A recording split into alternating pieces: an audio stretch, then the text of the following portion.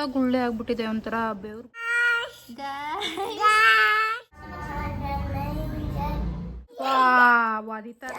Hello guys, welcome back to my YouTube channel. ಯಾರಾದ್ರೂ first time ನನ್ನ ವ್ಲಾಗ್ನ ನೋಡ್ತಾ ಇದ್ರೆ ದಯವಿಟ್ಟು ಸಬ್ಸ್ಕ್ರೈಬ್ ಮಾಡಿಕೊಂಡು ನೋಡಿ ಅಂತ ಹೇಳ್ತಾ ಈ ಒಂದು ವ್ಲಾಗ್ನ ಸ್ಟಾರ್ಟ್ ಮಾಡ್ತಾ ಇದ್ದೀನಿ. ಇವತ್ತು ಬುಧವಾರ ಬೆಳಿಗ್ಗೆನೇ ವ್ಲಾಗ್ ಸ್ಟಾರ್ಟ್ ಮಾಡಿದ್ದೆ. ಆ್ಯಕ್ಚುಲಿ ಇವತ್ತು ಸ್ವಲ್ಪ ತಲೆನೋವ್ತಾ ಇತ್ತು. ಎದ್ದಿದ ತಕ್ಷಣವೇ ವ್ಲಾಗ್ ಮಾಡೋ ಮೂಡ್ ಇರಲಿಲ್ಲ. ಹಾಗೋ ಈಗ ಮಾಡೋಣ ಅಂತ ಹೇಳಿ ಮಾಡ್ತಾ ಇದ್ದೆ. ನಿನ್ನೆ ಸಿಕ್ಕಾಪಟ್ಟೆ ಬೆಂಗಳೂರಿನಲ್ಲಿ ಮಳೆ ಬಂತು, ಆಯಿತಾ. ಕೆಲವೊಂದಷ್ಟು ಏರಿಯಾಗಳಲ್ಲಿ ಮಳೆ ಬಂದಿದೆ. ನಮ್ಮ ಏರಿಯಾನಲ್ಲಂತೂ ಸಿಕ್ಕಾಪಟ್ಟೆ ಗಾಳಿ ಮಳೆ ಬಂತು ನಿನ್ನೆ ಸಾಯಂಕಾಲ. ಮಳೆ ಬಂದಿದ್ದ ಖುಷಿಗೆ ಬಟ್ಟೆ ಎತ್ಕೊಳ್ಳೋದನ್ನೇ ಮರ್ತ್ಕೊಂಡ್ಬಿಟ್ಟಿದ್ದೆ ನಾನು. ಆಮೇಲೆ ನೆನಪಾಗಿ ಬಟ್ಟೆ ಎತ್ಕೊಂಡೆ, ಸ್ವಲ್ಪ ನೆಂದೋಗಿತ್ತು. ಸೊ ಎಲ್ಲ ಹಾರ್ಕೊಳ್ಳಿ ಅಂತ ಹೇಳಿ ನೈಟೆಲ್ಲ ಹಾಗೇ ಚೇರ್ ಮೇಲೆ ಬಿಟ್ಟಿದ್ದೆ. ಬೆಳಿಗ್ಗೆ ಎದ್ದಿದ ತಕ್ಷಣ ಬಟ್ಟೆ ಮರ್ಚ್ಬಿಡೋಣ ಅಂತ ಮರ್ಚ್ಕೊಂಡು ಕೂತಿದ್ದೆ. ಯಾಕೋ ಇತ್ತೀಚೆಗೆ ನಮ್ಮ ಮನೇಲಿ ಸಿಕ್ಕಾಪಟ್ಟೆ ಬಟ್ಟೆಗಳಾಗ್ತಿದೆ. ಅಂದರೆ ಒಗೆಯೋದಕ್ಕೆ ವಾಷಿಂಗ್ ಮಿಷಿನ್ ಬಂದಮೇಲೆ ಜಾಸ್ತಿನೇ ಆಗಿಬಿಟ್ಟಿದೆ ಬಟ್ಟೆ ಒಗೆಯೋದು. ಒಂದು ಟ್ರಿಪ್ ಈಗಷ್ಟೇ ಒಗೆದಿರೋ ಬಟ್ಟೆ ಎಲ್ಲನೂ ಮರ್ಚಿಡ್ತಾ ಇದ್ದೆ. ಆಲ್ರೆಡಿ ನೋಡ್ಬೋದು ನೀವು, ಇನ್ನೊಂದು ಟ್ರಿಪ್ ಬಟ್ಟೆ ಹಾಕೋಷ್ಟು ಆಗಿತ್ತು. ಏನು ಮಾಡೋಕ್ಕಾಗುತ್ತೆ ಅಂತೇಳಿ ಈ ರೀತಿ ವಾಷಿಂಗ್ ಮಿಷಿನ್ ಬಟ್ಟೆ ಎಲ್ಲನೂ ಹಾಕ್ತಾಯಿದ್ದೆ. ಅಷ್ಟರಲ್ಲಿ ಇವರಿಬ್ಬರು ಎದ್ಬಿಟ್ಟು ಅದು ವಾಷಿಂಗ್ ಮಿಷಿನಲ್ಲಿ ಬಟ್ಟೆ ತಿರ್ಗೋದನ್ನೆಲ್ಲ ನೋಡಿಕೊಂಡು ಅದು ನನ್ನ ಬಟ್ಟೆ ಇದು ನಿನ್ನ ಬಟ್ಟೆ ಅಂತ ಅಂದ್ಕೊಂಡು ನೋಡ್ಕೊಂಡು ಕೂತಿದ್ರು. ಇವಾಗ ತುಂಬ ಬೇಸಿಗೆ ಇರೋದ್ರಿಂದ ಅವ್ರಿಗೆ ಡೈಲಿ ಸ್ನಾನ ಮಾಡಿಸ್ಬೇಕಾಗಿದೆ. ಆ್ಯಂಡ್ ಬೇಸಿಗೆ ಇರೋದ್ರಿಂದ ಸಿಕ್ಕಾಪಟ್ಟೆ ಸ್ಕಿನ್ನೆಲ್ಲ ಡ್ರೈ ಅನ್ನಿಸ್ತಾ ಇತ್ತು. ಅದಕ್ಕೆ ಸ್ವಲ್ಪ ಎಣ್ಣೆ ಮಸಾಜ್ ಮಾಡಿಬಿಟ್ಟು ಆಮೇಲೆ ಸ್ನಾನ ಮಾಡಿಸೋಣ ಅಂತೇಳಿ ಇಲ್ಲಿ ಇಬ್ಬರು ಮೈಗೂ ಕೊಬ್ಬರಿ ಎಣ್ಣೆ ಮತ್ತು ಹರಳೆಣ್ಣೆ ಎರಡನ್ನೂ ಮಿಕ್ಸ್ ಮಾಡಿಬಿಟ್ಟು ಜಸ್ಟ್ ಒಂದು 15 ಮಿನಿಟ್ಸ್ ಹಾಗೇ ಮಸಾಜ್ ಮಾಡಿ ಬಿಸಿನಲ್ಲಿ ನಿಲ್ಲಿಸಿ ಸ್ನಾನ ಮಾಡಿಸೋಣ ಅಂತೇಳಿ ಈ ರೀತಿ ಮಾಡ್ಕೊಳ್ತಾ ಇದ್ದೆ.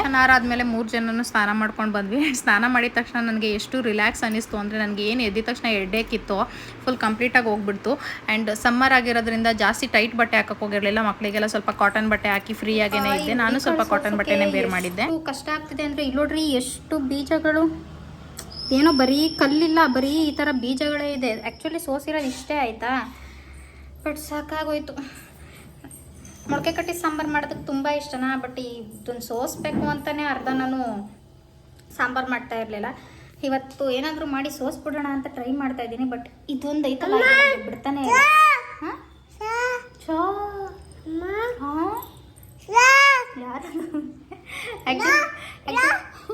ನಾನು ರೆಕಾರ್ಡಿಂಗ್ ಮಾಡ್ಬೇಕಾದ್ರೆ ಒಂದು ಕಾಲ್ ಬಂತು ಇವಾಗ, ಆಯ್ತಾ. ಅದಕ್ಕೆ ಪಾಪು ಹಂಗೆ ಆಡ್ತದೆ. ಏನದು ಬಾಯಲ್ಲಿ? ಏನದು? ಗೋಡಂಬಿ. ಕಾಳೆಲ್ಲನೂ ಸೋಸಾದ್ಮೇಲೆ ಸ್ವಲ್ಪ ಮನೆಗೆ ಸಾಮಾನು ಬರೆಯೋದು ಲಿಸ್ಟ್ ಮಾಡೋದಿತ್ತು. ಅಂದರೆ ಡೈರೆಕ್ಟಾಗಿಯೇ ಅಲ್ಲೇ ಹೋಗಿ ತೊಗೊಳಕ್ಕೆ ಅಂತ ಹೋದರೆ ಕನ್ಫ್ಯೂಸ್ ಆಗುತ್ತೆ, ಯಾವ್ದು ತೊಗೋಬೇಕು ಯಾವ್ದು ಬಿಡಬೇಕು, ಮನೇಲಿ ಏನಿದೆ ಎತ್ತ ಅನ್ನೋದು ಗೊತ್ತಾಗಲ್ಲ. ಸೊ ಹಂಗಾಗಿ ಈ ರೀತಿ ಲಿಸ್ಟ್ ಮಾಡಿಬಿಡ್ತೀನಿ. ಆ್ಯಕ್ಚುಲಿ ನಾವು ಜಾಸ್ತಿ ಆನ್ಲೈನಲ್ಲಿ ಆರ್ಡರ್ ಮಾಡೋದೇ ಜಾಸ್ತಿ, ಆಫ್ಲೈನ್ ಹೋಗಿ ತೊಗೊಳೋದೇ ಇಲ್ಲ. ಆನ್ಲೈನಲ್ಲಿ ಆರ್ಡರ್ ಮಾಡಬೇಕು ಅಂತಂದ್ರೂ ಸಡನ್ನಾಗಿ ಏನು ಬೇಕು ಅಂತ ನೆನಪೇ ಬರಲ್ಲ, ಹಂಗಾಗಿ ಲಿಸ್ಟ್ ಮಾಡ್ಕೊಳ್ತಾ ಇದ್ದೆ.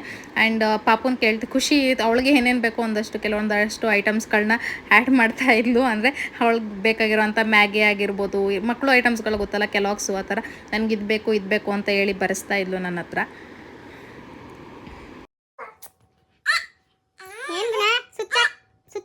ಸ್ವಿಚ್ ಮುಟ್ಟಿದ್ರೆ ಕರೆಂಟ್ ಹೊಡಿತಾರೆ ನೋಡು.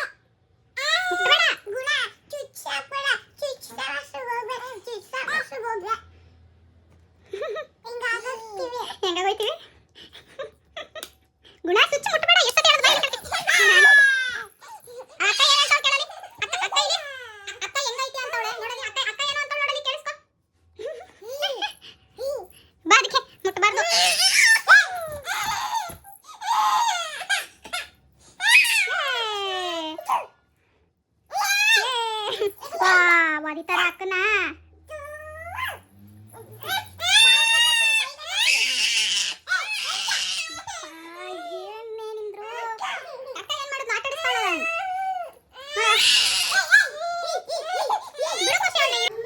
ಏನು ಪ್ಲೀಸ್, ಎಲ್ಲ ಮಕ್ಕಳು ತಿಂಡಿಗಳು ಬೇಕು ಅಂತ ಆಟ ಮಾಡಿದ್ರೆ ನನ್ನ ಮಗಳಿಗೆ ಏನು ಬೇಕಂತ ಕೇಳಿ. ಏನು ಬೇಕು? ಹಣ್ಣು ಕೊಡಲ್ಲ. ಇಲ್ಲ, ಹಣ್ಣಿಲ್ಲ. ಏನಮ್ಮ?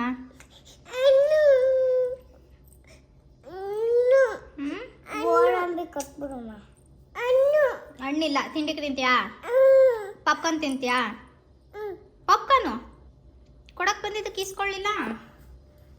ಆ್ಯಕ್ಚುಲಿ ಪಾಪು ಜಾಸ್ತಿ ಹಣ್ಣು ತಿಂತಾಳೆ, ಅವಳಿಗೋಸ್ಕರ ಅಂತಲೇ ನಾನು ಹಣ್ಣು ಆರ್ಡರ್ ಮಾಡೋದು. ಸುಮ್ಮನೆ ಅವಳು ಪಾಪ್ಕಾರ್ನ್ ತಿಂತೀನಿ ಅಂದಿರೋದು. ಈಗ ನೋಡ್ರಿ, ಕೊಟ್ಟರೆ ತಗೋ ಪಾಪ್ಕಾರ್ನ್. ನನಗೆ ಗೊತ್ತು ಅವಳು ತಿನ್ನಲ್ಲ. ಅವಳು ಅಯ್ಯಾ ತಿನ್ನು.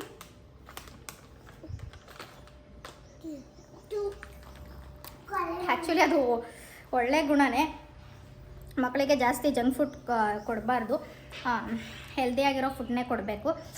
ನನ್ನ ಮಗಳಿಗೆ ಆಟೋಮೆಟಿಕ್ಕಾಗಿ ಗುಣ ಬಂದುಬಿಟ್ಟಿದೆ. ನಾನೇನು ಜಾಸ್ತಿ ಫೋರ್ಸ್ ಮಾಡೋದೇ ಬೇಕಿಲ್ಲ. ಅಂದರೆ ಜಂಕ್ ಫುಡ್ ತಿನ್ನಬೇಡ ಅಂತ ಅವಳೇ ಇಷ್ಟಪಡಲ್ಲ, ಜಾಸ್ತಿ ಅವಳು ಹಣ್ಣು ತಿನ್ನೋದಕ್ಕೇ ಇಷ್ಟಪಡ್ತಾಳೆ. ನೀವು ಯಾರಾದರೂ ಮಕ್ಕಳಿಗೆ ಜಾಸ್ತಿ ಜಂಕ್ ಫುಡ್ ಔಟ್ಸೈಡ್ ಫುಡ್ ಕೊಡ್ತಾಯಿದ್ರೆ ದಯವಿಟ್ಟು ಸ್ಟಾಪ್ ಮಾಡಿ, ಹೆಲ್ದಿಯಾಗಿ ಕೊಡಿ. ಅದರಲ್ಲೂ ಈ ಬಿಸಿಲಲ್ಲಂತೂ ಯಾವಾಗಲೂ ಹೈಡ್ರೇಟಿಂಗಾಗಿ ಇಟ್ಕೊಳ್ಳೋಕ್ಕೆ ಟ್ರೈ ಮಾಡಿ. ಜಾಸ್ತಿ ನೀರು ಕುಡಿಸಿ ಮಕ್ಕಳಿಗೆ. ಬೇಡವಾ ಪಾಪ್ಕಾರ್ನು? ನಾನು ಹೇಳ್ದೆ ಅಲ್ವಾ, ಅವಳು ತಿನ್ನೋದಿಲ್ಲ. ಅವಳಿಗೆ ಹಣ್ಣು ಕೊಡಬೇಕು ಅವಳಿಗೆ.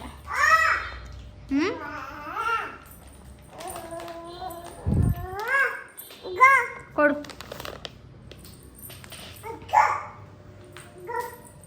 ಕೆಳಗಡೆ ಬಿದ್ದಿರತ್ತಿ. ಮನೆ ಕಿಚನ್ದು ಕಬೋರ್ಡ್ ತೋರಿಸ್ಲಾ ಹೇಗಿದೆ ಅಂತ. ನೋಡ್ರಿ, ಈ ಥರ ಇಟ್ಕೊಂಡಿದ್ದೀನಿ. ಆ್ಯಂಡ್ ಅಲ್ಲಿ ಮೇಲ್ಗಡೆ ಎಲ್ಲ ಜಾಸ್ತಿ ಸಾಮಾನು ಹೆಚ್ಚಾಗಿರುತ್ತಲ್ಲ, ಆ ಸಾಮಾನುಗಳನ್ನೆಲ್ಲ ಅಲ್ಲಿ ಮೇಲೆ ಇಟ್ಕೊಂಡಿದ್ದೀನಿ. ಆ್ಯಕ್ಚುಲಿ ನನಗೆ ಹೆಂಗೆ ಅಂತ ಅಂದರೆ, ಕಾಳುಗಳೆಲ್ಲ ಹೆಂಗೆ ತುಂಬಿರುತ್ತೋ ಆ ಥರನೇ ತುಂಬೇ ಇರಬೇಕು ಬಾಕ್ಸಲ್ಲಿ. ಖಾಲಿ ಆಗಿಬಿಟ್ರೆ ನಾನು ಇಮಿಡಿಯೇಟ್ ಆರ್ಡ್ರ್ ಮಾಡಿ ತರಿಸ್ಬಿಡ್ತೀನಿ. ಬಿಕಾಸ್ ನನಗೆ ಅರ್ಧಂಬರ್ಧ ಇದ್ದರೆ ಇಷ್ಟ ಆಗಲ್ಲ.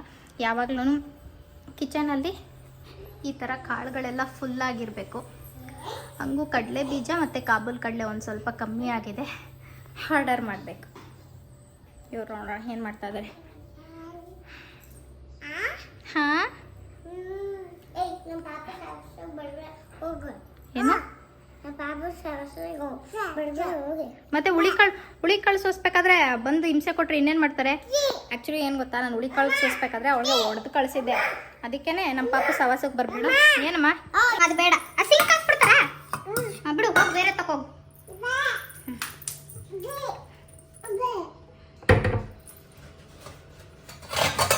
ಏನು ತಿನ್ನಕ್ಕೆ ತಗೋತಾ ಇದೆಯಾ ಅದನ್ನ?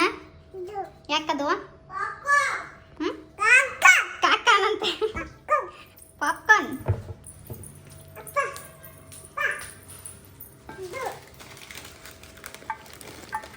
ಗುಣ ನನಗೆ ಏಯ್ ಅಮ್ಮ, ನೀನು ಹತ್ತು ಬೇಡ ಹಂಗೆ.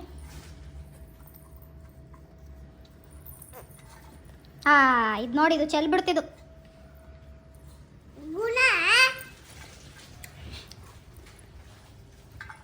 ಎಲ್ಲಿಂದ ತಂದ್ರಿ ಇದನ್ನ?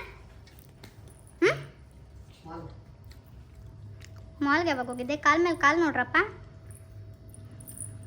ಯಾವ ಸ್ಟೈಲಲ್ಲಿ ಕೆಲಸ ಮಾಡ್ತಾರೆ. ವರ್ಕ್ ಫ್ರಮ್ ಹೋಮ್ ಇದ್ದರೆ ಹಿಂಗೆಲ್ಲ ಮಾಡ್ಬೋದು ನೋಡಿ. ಹೆಂಗೆ ಬೇಕಾದ್ರೂ ಕೂತ್ಕೊಂಡಾದ್ರು ಮಾಡ್ಬೋದು, ಮಲ್ಕೊಂಡಾದ್ರೂ ಕೆಲಸ ಮಾಡ್ಬೋದು. ಯಾರು ಹೇಳೋರಿಲ್ಲ ಕೇಳೋರಿಲ್ಲ. ಟೂ ಟೂ ಟೂ ಟೂ ಟೂ ಬಿಡ್ತೀಯ? ನನಗೆ ಟೂ ಬಿಡ್ತೀಯ? ನನಗೆ ಟೂ ಬಿಡ್ತೀಯ? ನನಗೆ ಟೂ ಬಿಡ್ತೀಯ? ನನಗೆ ಟೂ ಬಿಡ್ತೀಯ? ನನಗೆ ಟೂ ಬಿಡ್ತೀಯ? ನನಗೆ ಟೂ ಬಿಡ್ತೀಯ? ಟೂ ಬಿಡ್ತೀಯ? ಬಿಡ್ತೀಯ? ಇದಾಗಿತ್ತು ಇವತ್ತಿನ ಛೋಟಾ ವ್ಲಾಗ್. ಈ ವಿಡಿಯೋ ನಿಮಗೆ ಇಷ್ಟ ಆಗಿದ್ರೆ ಲೈಕ್ ಮಾಡಿ, ಶೇರ್ ಮಾಡಿ and subscribe to my YouTube channel.